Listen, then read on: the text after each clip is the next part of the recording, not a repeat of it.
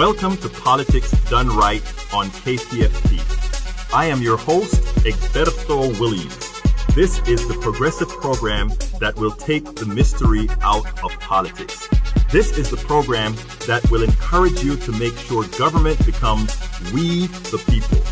Whether you are liberal, conservative, or otherwise, you get to air your point of view.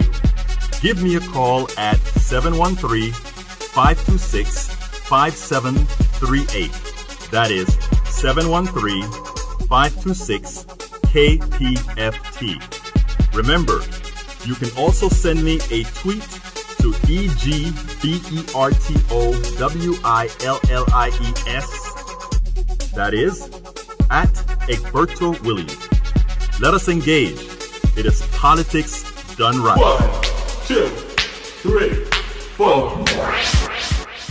Well, folks, welcome to one more edition of Politics Done Right. I'm Egberto Willies, your host. Thank you so kindly for being with us one more time. Please do remember that we are here this week for our summer sizzle. You know what that summer sizzle is, right? This is a public station, and we need to hear from you. We're going to have a great program, so we're not going to be here just pitching to you. We're going to be here giving you what you came here for, which is whenever you listen to these programs, you want to understand that you are going to leave much more informed than you were when you got here. So don't forget, give us a call. It is very important that you do. Starting now, 713-526-5738. Again, that number is 713-526-5738. It is a 1-week fund drive. So we're just going to be here with you for a short while. So we need you to do everything that you would have normally done in a whole 4-week drive. Let's go ahead and get this done in 1 week. We can do it so that we can continue giving you the program that you need, continue giving you the program that you've always found informational. But anyhow, what are we going to talk about today? First of all, we know that Shannon is back with us. Welcome back aboard, Shannon, and thank you greatly, Rachel, for what you did for us last week. It was a great show that we had, and we're going to continue to have great shows. But again, folks, we need to have you on board. If you want to hear this type of programming that we are always here providing for you, please be so kind to make sure and keep us on air. Please be so kind to make sure and keep Politics Done Right on air and keep all these wonderful programs that we have. Today we discuss modern monetary theory. That's a good thing. Modern monetary theory and why it logically solves all of our economic problems. Our guest is Arliss Bunny, and yes, that's her pseudonym. She doesn't actually say who she is, but she's a well-respected person throughout the country in explaining modern monetary theory. She will discuss how MMT, that's the short name for it, would solve all our fiscal problems in the country. Look, according to Wikipedia, modern monetary theory is an economic theory that details the procedures and consequences of using government-issued tokens as the unit of money. In other words, fiat money. Folks, this stuff sounds complicated. It is not at all. One of the reasons I wanted to bring this into the fold is because we're in election time and everybody talks about budget deficits and deficit spending and our debt.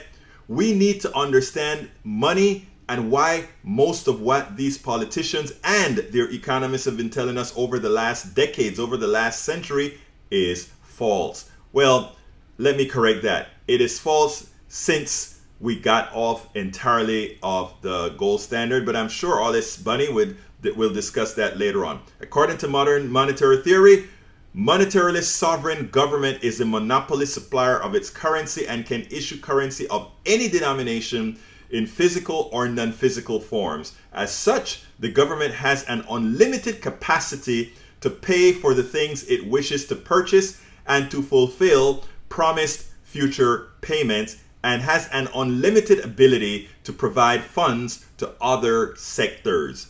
Thus, insolvency and bankruptcy of this government is not possible. It can always pay. Important for you to know that the United States government cannot, no matter how much it spends, can never be insolvent. That's a statement of fact. But before we get into the program, I want to remind all of our listeners that KPFT is a bastion of intelligent voices and programs. As a political activist myself, my favorites are The Monitor with Mark Bebawi on Mondays at 7 p.m., Thinkwing Radio with Mike Honig on Mondays at 9 p.m., Partisan Gridlock with Jeff Berg on Fridays at 3 p.m., and Jazz Latino, Afro-Cuban Latin Jazz at its best, hosted by Juan Flores on Mondays at 10 p.m. And of course, there is Asamblea Popular de Houston, which occurs on Thursdays at 7 p.m. on HD3. That's our other channel. But folks, check out our full schedule at kpft.org, where you can find programming from music to politics to medicine to the eclectic. KPFT is listener-supported public community radio station, so please do remember that if you like what you hear, visit kpft.org and ensure we remain a strong, viable community radio station that provides news, programming, and information not influenced by whom? By whom? The Pluto, or let me change that, the corporatocracy. Folks, this is KPFT 90.1 FM in Houston, Texas. We want to hear your voice. We want to hear your thoughts. Let's talk. I want you to call today. However, do remember, when you call, you'll be going to Pledge Central. Folks, we must have you. We need you. Especially in these times of Trump, especially in these times when the news that you get ain't really the news that you get. Ain't really the news that's really news. So folks, please do remember, please start calling right now, 713-526-5738. Before we go to our special guest, I want to go ahead and throw this over to Pledge Central. Tell me what you guys have to offer right now, my dear friends, and let us know why it is that everybody listening right now to Politics Done Right should be calling in and making a pledge. Why is this important? Why must we have listeners who are supporting this station? So let's fire it off. Pledge Central, it's all yours. Welcome back from Pledge Central. Pledge Central, we want to hear good news, and we want to ensure that all the news we hear from you is good. We want to hear that people are supporting our program. We want to know that people are supporting the radio station. So I think it's time for us to get busy. We're foregoing the blog of the week because we have somebody very special in today. Well, today I have a very special guest. Her name is Arliss Bunny. And yes, I really mean that is the name she goes by. Anyhow, let me tell you a little bit about Arliss. First of all, we were out there at Netroots Nation in St. Louis, Missouri. And as you know, there's a Netroots Nation radio that is it's a constant out there. And I met Will, and then I met Arliss Bunny. She has a great show on the station, and you know what? She's very smart, and she knows money, and she knows our economy. I tell you what, I went out to have dinner with her, and it turns out that I learned quite a bit.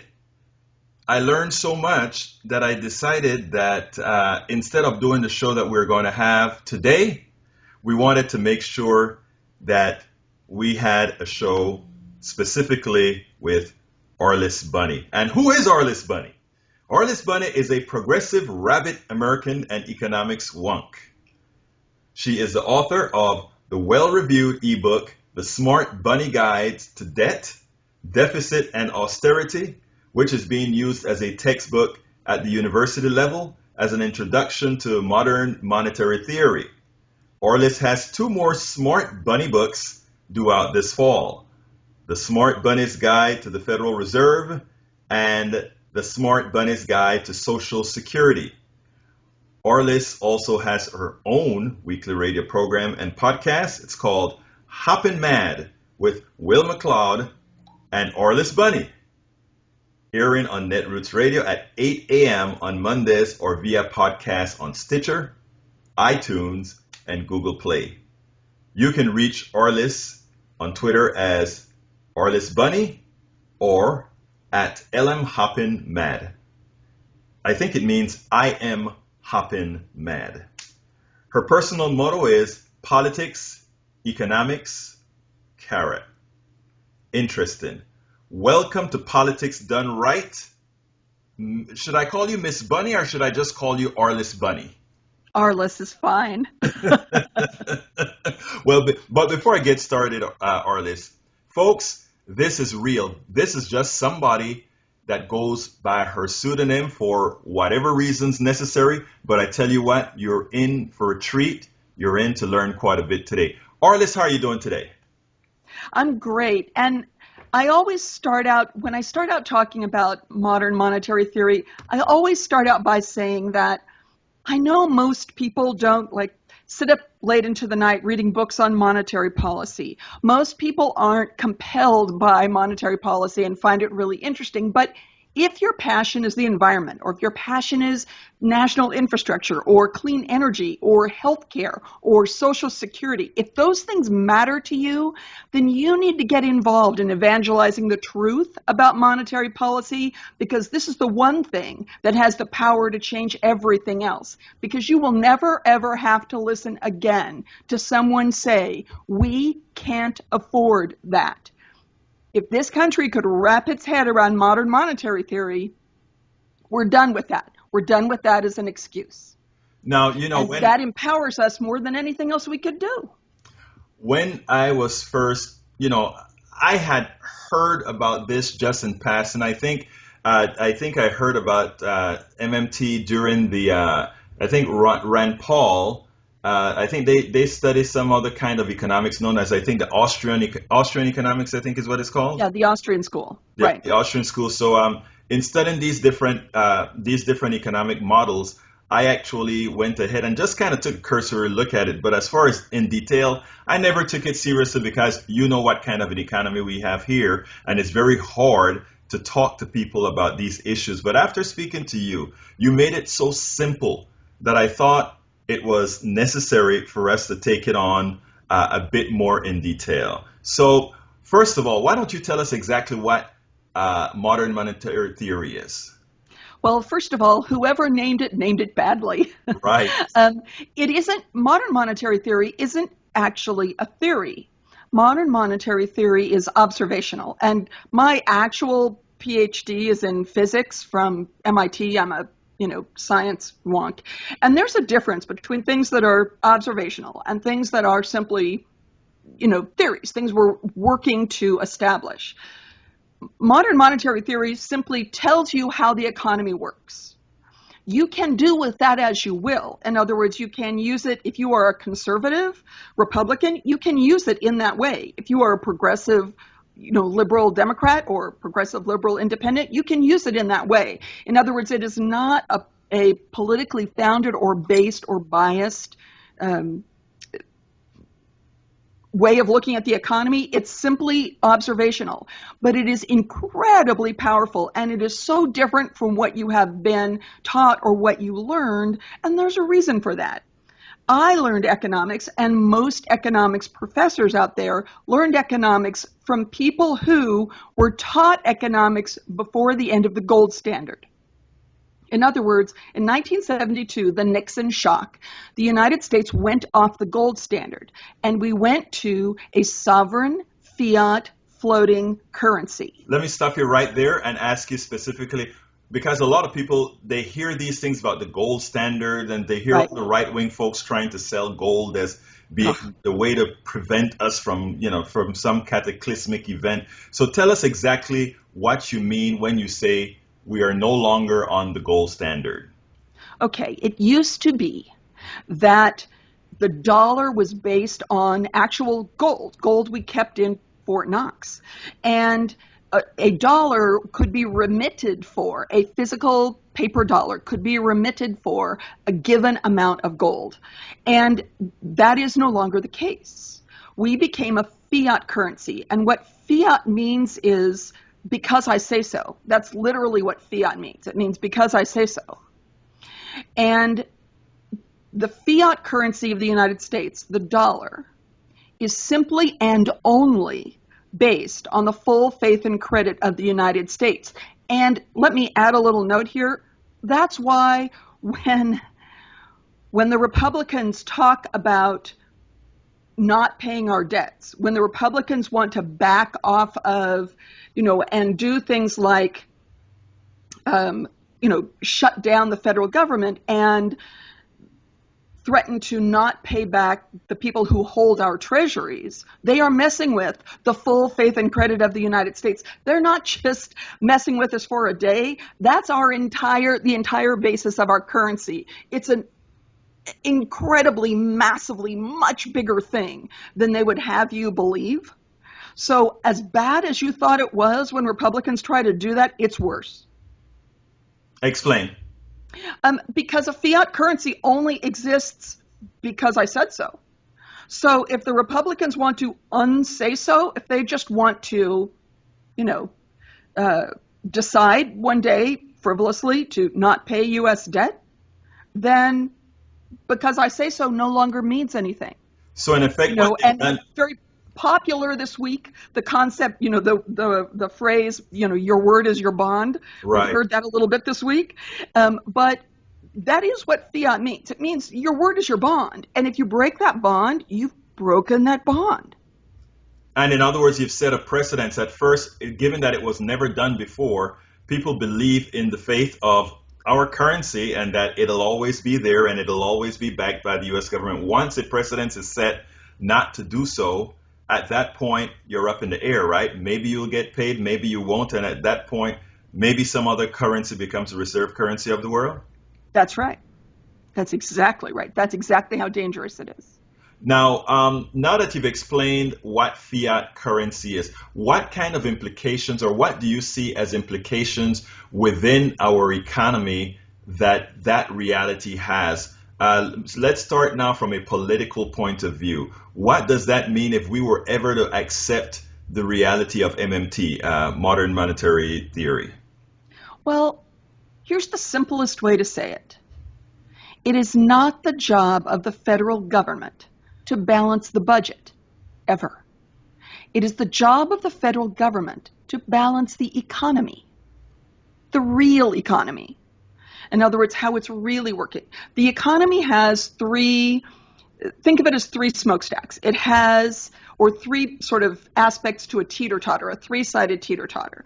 There's the public sector, which is the federal government. Mm-hmm. There is, and by the way, that does not include state or city governments, because state or city governments are not monetary sovereigns. In other words, they can't print their own money. Right, that's why they have to have balanced budgets, right? Yes, that's right. And that's what makes state and city governments different. That's what makes a state or city government like your family checkbook. Right. But the federal government is nothing like your family checkbook. And every time the federal government, every time anyone, Democrat, Republican, it doesn't matter. Every time anyone tries to sell you on that, they're selling you a lie. The federal government isn't anything like your family because the federal government controls the printing press.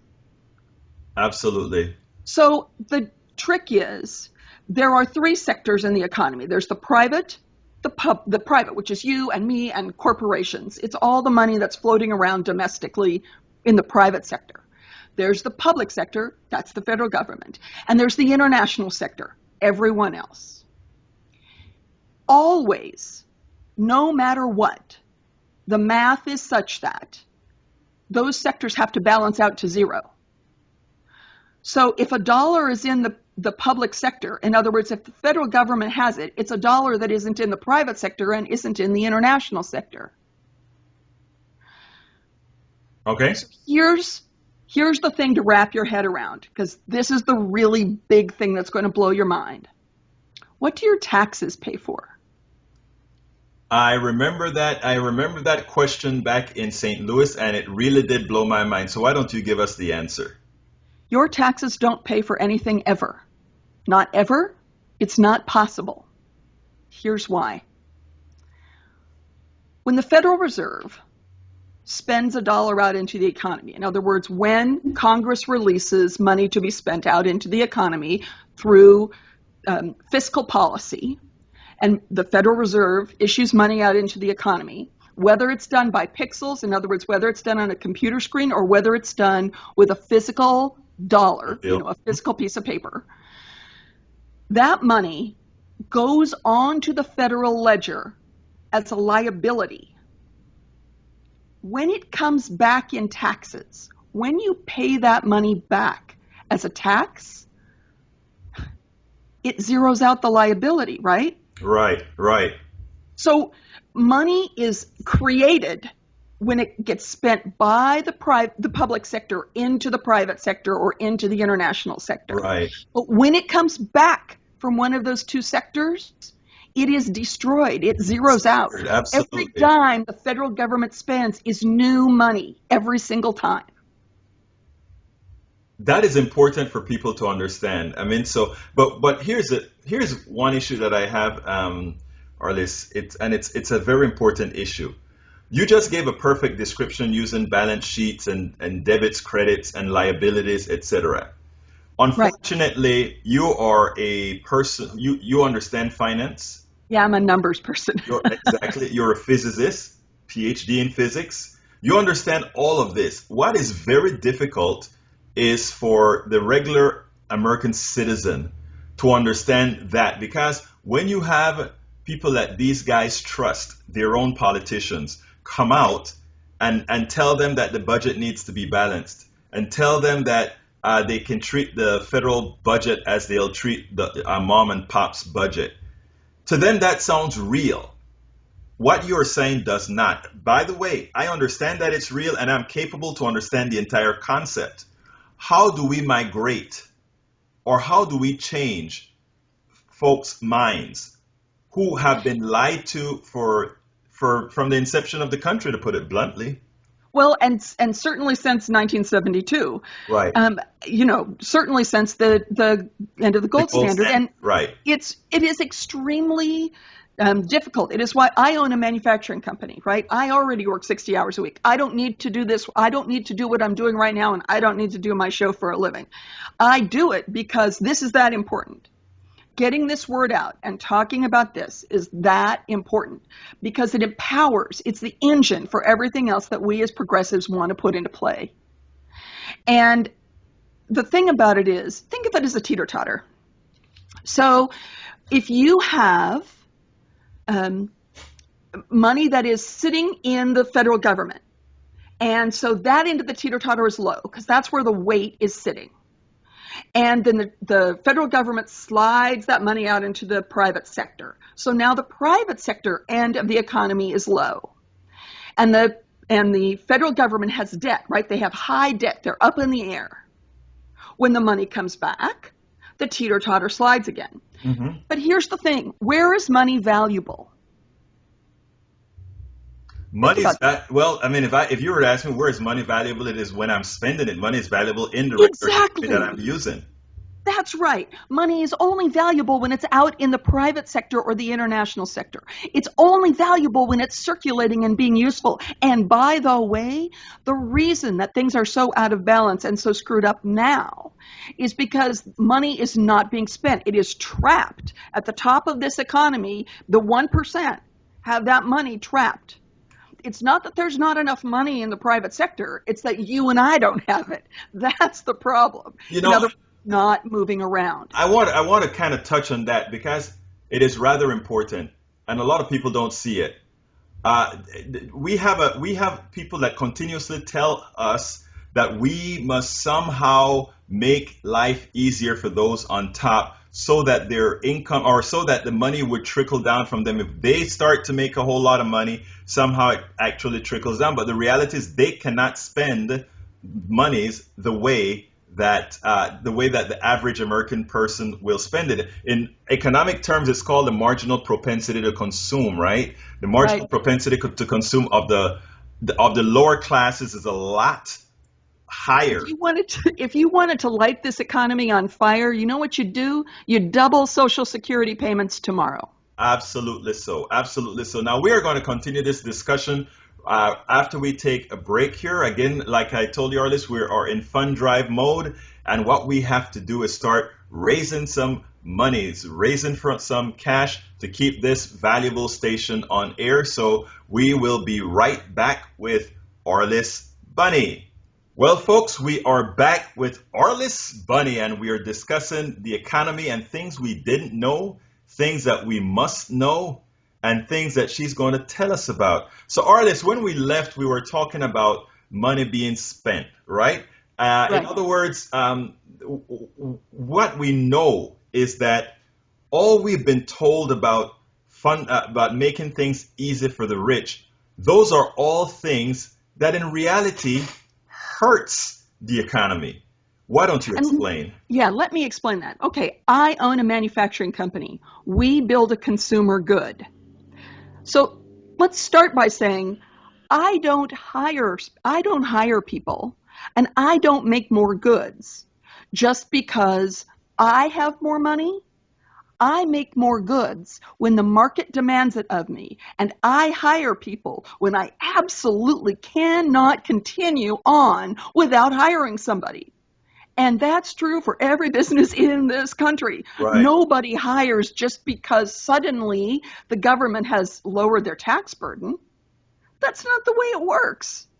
The reality And it is a bottom up. It is always bottom up. It can only be bottom up. And your listeners all know that. That's completely logical. The only people that don't know that are, the people who have an investment in preventing us from operating that way. Well, at first of all, I want to just kind of correct one thing that I think you said. And that is, you're saying that they don't know it. I think they well know what they're doing. It is just not in their interest, in my opinion at least, to do otherwise. Because our politicians are not dumb. Our business folks, our Wall Street folks, I think those are some of the most intelligent folks around. They've just found a way to make money from money. And that is why, and in effect, I think that's what we're looking at here, right? Having these tax breaks, having these laws that give these guys preferential treatment actually means they can create instruments to make money off of money instead of taking the risk that you as a business owner have taken with the company that you own, or any other business person who's out there taking real risks with the business they own. I mean, I want to bring up, and this is sort of a little bit sort of tangential, but something that always got to me was student loans and how before pre-Obamacare, and it's amazing that I'm saying pre-Obamacare because believe it or not, Obamacare also had something to do with student loans. But it turns out that pre-Obamacare, when you took out a federally insured student loan, you were loaned the money by a private bank. If you decided that you were not going to pay the bill, in other words, if you defaulted on your student loan, that bank was taking no risk. They are completely and entirely reimbursed by whom? All of us, the government. So the bank had no risk, and yet they were charging high interest rates. These are laws created in such a manner that transfer our wealth to the top, the lenders, the bankers. And now explaining what, Arliss, you're talking about, again, we're making laws that restrict the lower classes, restrict the middle classes from able to move on. And you say? I mean, the best thing you could do for me, the best thing the federal government could do for me as a manufacturer is increase the minimum wage to $15, because frankly, I already pay more than that to my people. Right. And if everybody did that, then more people can afford to buy my product. Absolutely. It's nothing but net for me. Absolutely. So let's, we discussed MMT, monetary, I'm getting old. The modern monetary theory. We discussed that previously, and we looked at it from a political standpoint. And what I'd like to now talk about it in the economic domain, because we speak about it in those generalities. There are some theories that say if you were to implement, as you said, in other words, based on on MMT, what we could easily do is we could forgive all student loans right now. Is that correct? Yeah. And without raising taxes, is that correct? Right. Would that be inflationary according to no? Here's why. Economic model.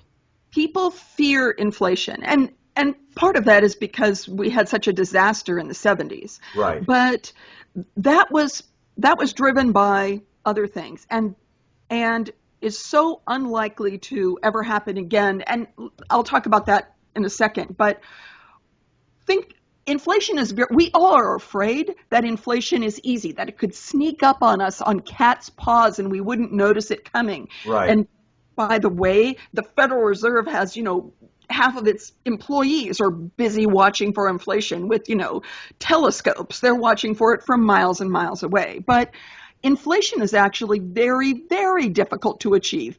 Ask Japan. They've been trying to get to inflation for something like 15 years and they can't get there. Right.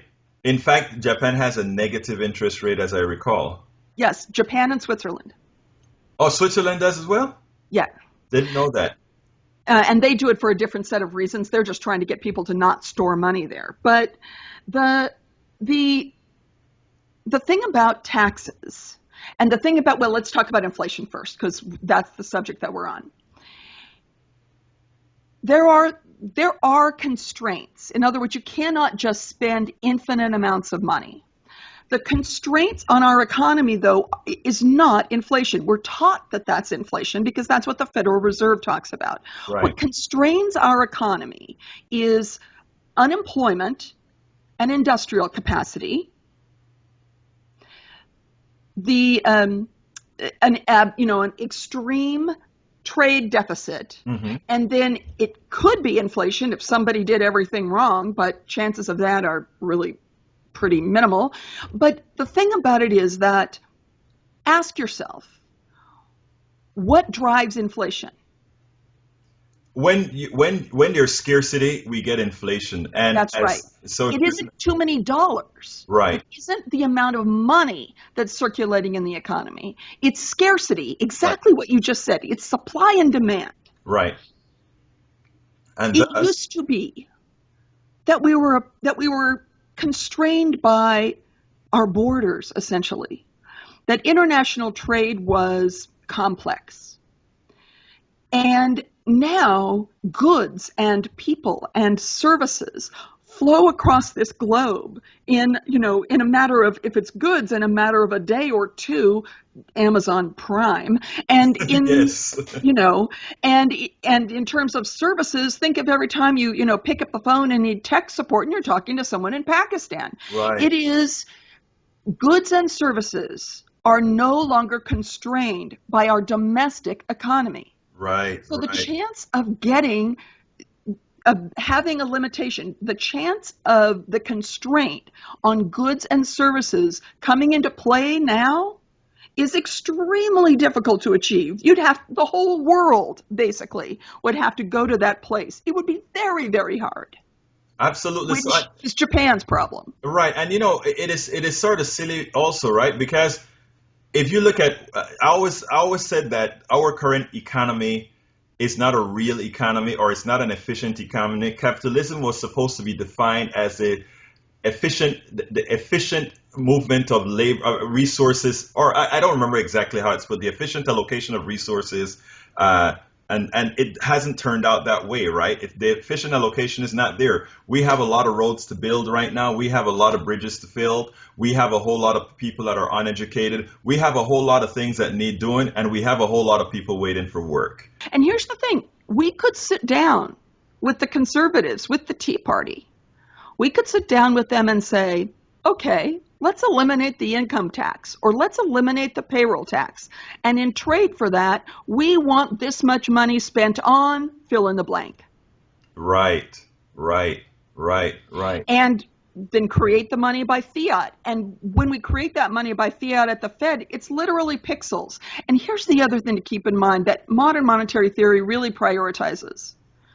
In this financialized economy, in this financialized world economy, we have all been taught, it has been pounded into us mercilessly, that the important thing is the balance sheet.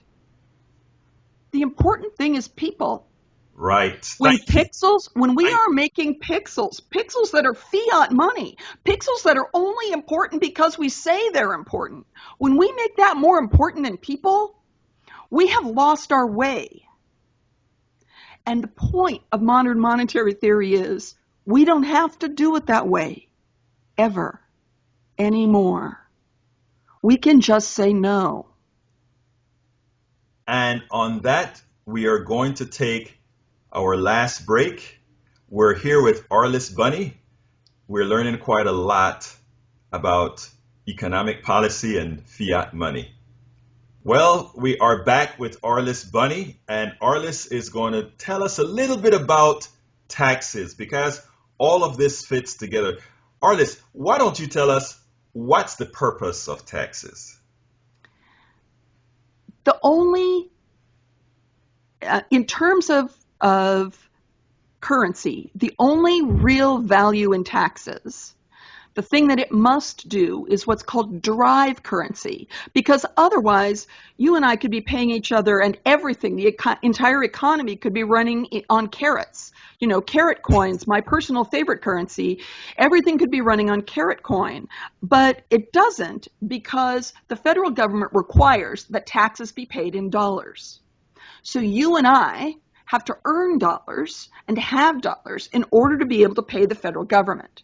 So basically, the job of taxes, the work that taxes do in the economy, is create a market for themselves. And by doing that, it gives the government a lever that they can use on the economy. And here's the thing, taxes can and should play an important role. Taxes should be a constraint, but they should be a constraint only when we need them to be. In other words, if the economy is heating up too much, then you tax some money out of the economy if you need to. But also, taxes can be used to drive behavior. Right. So for instance, that's the reason that there are what we call sin taxes. But you can also use taxes to do things like if you are in the 1% and you are not using money. In other words, it's just sitting somewhere in an investment or in diamonds or in gold or whatever you've decided to invest in. And it's just sitting still. It's not circulating and driving value into the economy. Then that gets taxed at a higher rate. Or if your income is XYZ, it gets taxed at a higher rate. That kind of thing is a value in taxes. In other words, that it is creating what we need to see in the economy. And it is rewarding the behaviors that we want to see and disincentivizing the behaviors that we don't want to see. So in that way, taxes can be a valuable arm for the federal government. But other than that, taxes do no other work that we need them to do. So we don't need a payroll tax at all. That sounds very hard to grasp at this point. We don't need a payroll tax, and I know the answer, but I have to get the answer for our audience.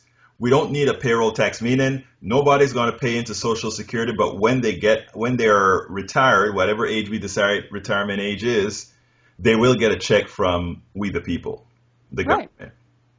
Exactly. Now explain to folks why that works. Because we can just fiat that money. In other words, it's from the federal government's side, from the Fed's side, it's just pixels on a screen. Mm-hmm. And in fact, Alan Greenspan he testified in the House in Paul Ryan's committee. And Paul Ryan tried to say, yeah, but we have to have these taxes to pay our bills. And Alan Greenspan said, no, that's not the way it works. Taxes come in and they disappear. Yeah, right. That's not and he's sitting there explaining it to Paul Ryan about 10 different ways. So when we think that the Fed isn't understanding what I'm talking about right now, no, the Fed understands this completely. It's how they work. That's why I say modern monetary theory is observational. The Fed doesn't have to call it modern monetary theory. They just know it's the way it works because it's the way it works. It almost seems to me like, based on what we're talking here, we could actually eliminate that step, the Feds altogether, right? The Federal Reserve performs an important function in that they, first of all, very important, they are independent of the government. And I know people talk about auditing the Fed and more federal control of the Fed. You don't want that, folks. You really, really don't. An independent Fed that's able to step back outside of politics is very, very important. It doesn't mean that we can't require them to provide data and verifiable data that they're doing their job properly. But it does mean that we need to keep them out of the political fray, because you do not want your central banker to be a political position. Now, should we have private banks as part of the as the Federal Reserve, though?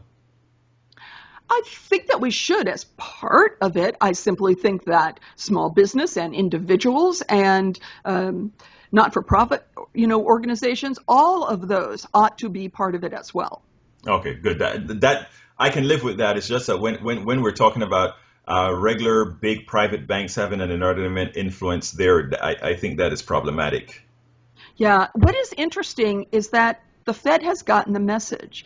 If I know you all don't follow like the Minneapolis Fed and the St. Louis Fed on Twitter, but Atlanta Fed on Twitter, I do.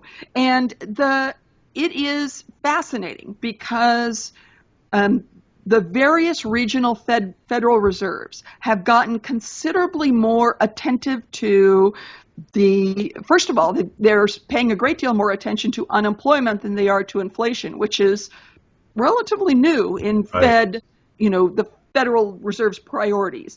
But also, they're paying much more attention to the kinds of things that we as progressives are concerned about: the environment, the crop diversity.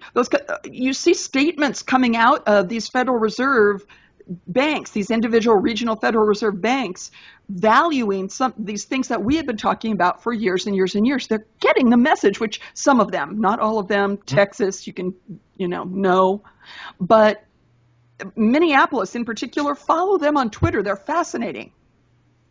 I'm going to try doing that. Now, look, Arliss, we're coming, like I said, we're in fund drive mode here at KPFT, so we have to go do some pitching as well. So this is our last segment, and I want to ask you to close it out by answering one specific question, and that is, for everything that you've said here, sounded great. I think you have it.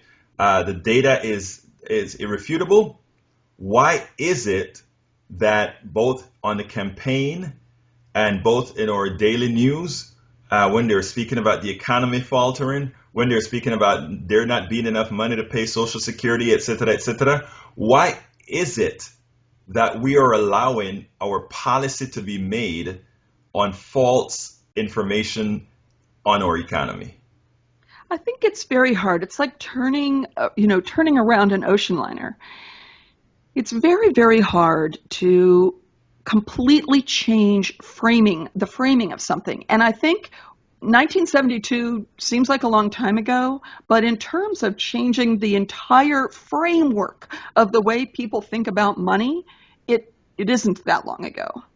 And what has happened is that once modern monetary theory kind of started getting underway in the late 80s and early 90s and has sort of grown and spread since that time, a lot of young economists are learning about it. But it is, for instance, Bernie Sanders hired for the Senate Budget Committee for the minority. He hired the chief economist to Senate Budget Committee is a woman who is one of the leaders in modern monetary theory, Dr. Stephanie Kelton, and he got her from University of Missouri at Kansas City, which is the leading MMT program in the world, and put her into Senate budget.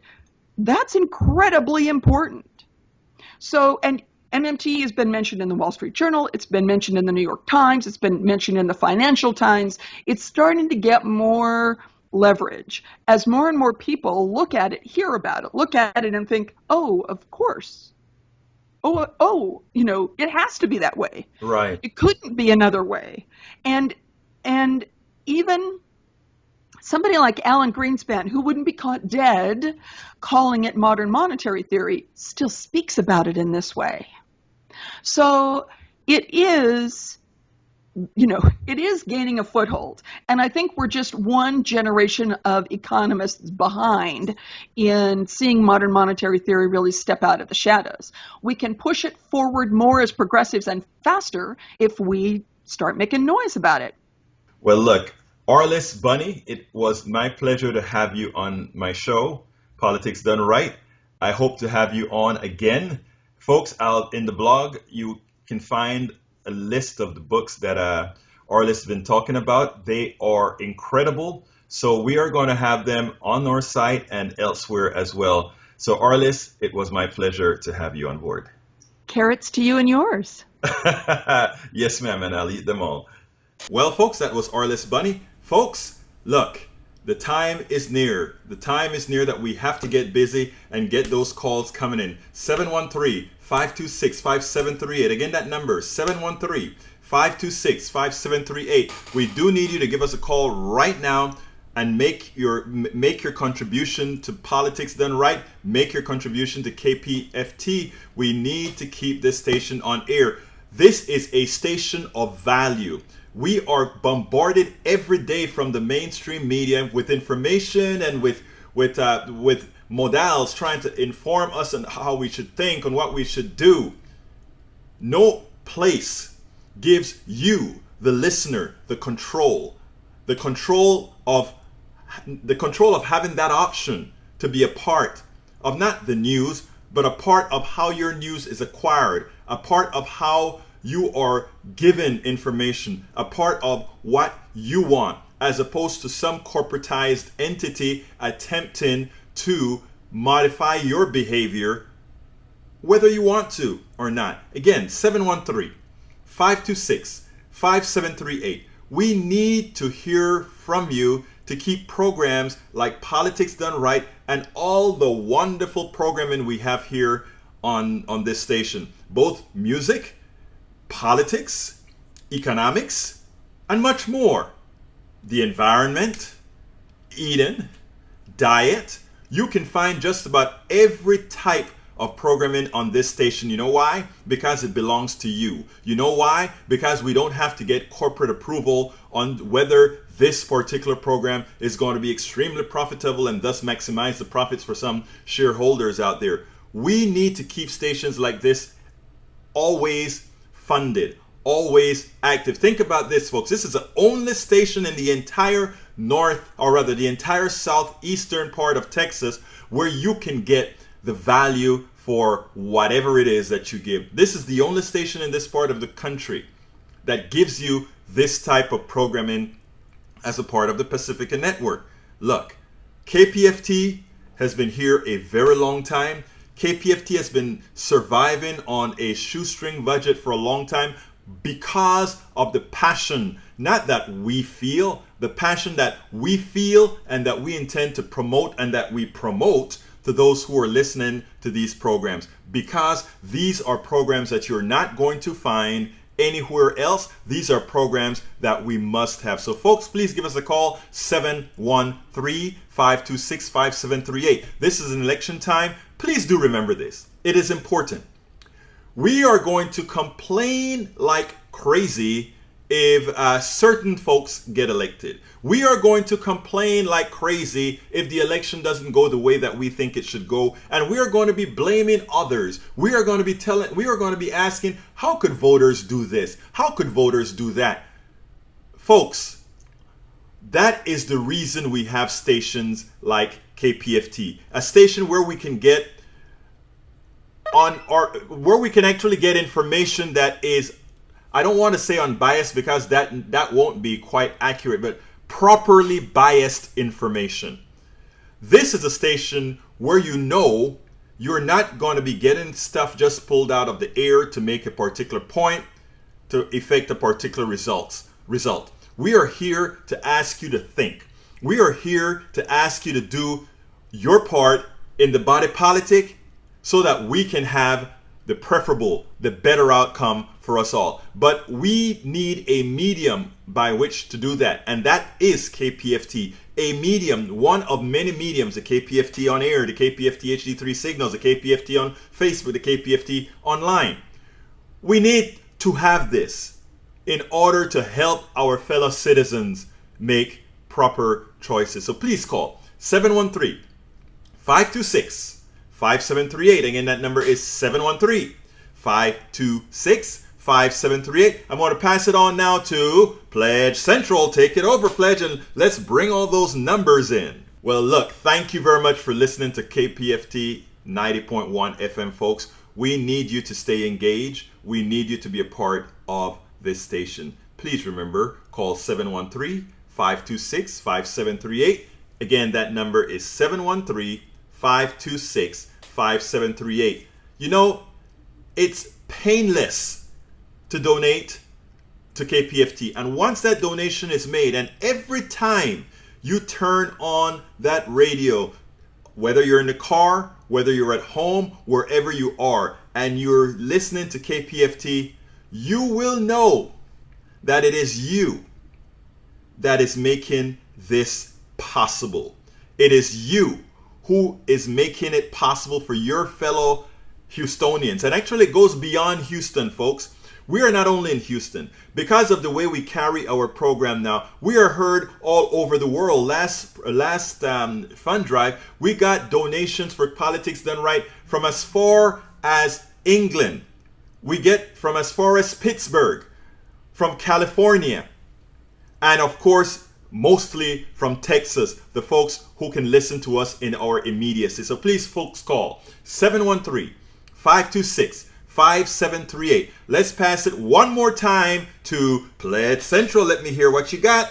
Well, folks, please remember, in as much as this is the end of the program, please remember to keep calling 713-526-5738. Keep calling 713-526-5738.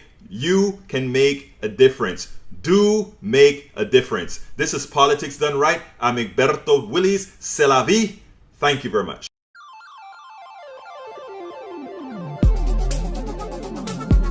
Thank you very much for listening to Politics Done Right. I am your host, Egberto Willies. You can personally reach me by sending an email to egberto@politicsdoneright.com. Remember, Egberto is spelled E-G-B-E-R-T-O. Change starts with you. 90.1 KPFT gives you information not tainted by corporate interest. Please visit kpft.org and contribute. Let's ensure continued access to real information and news remain available to all. Again, thank you very much for listening to Politics Done Right.